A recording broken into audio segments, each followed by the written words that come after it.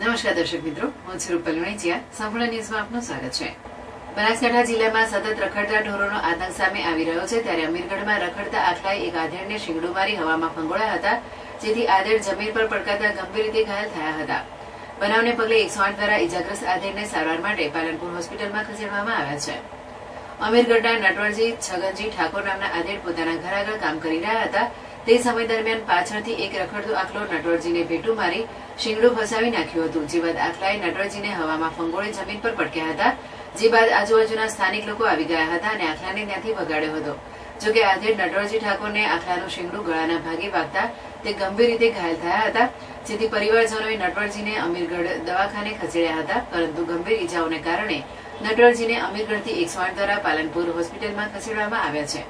ઉલ્લેખનીય છે કે અમીરગઢ તાલુકાના ઇકબાલગઢ હાઈવે પર થોડા દિવસ અગાઉ બે આખલા વચ્ચે બાખડ્યા હતા, જેથી લોકોમાં અફરાતફરી મચી હતી.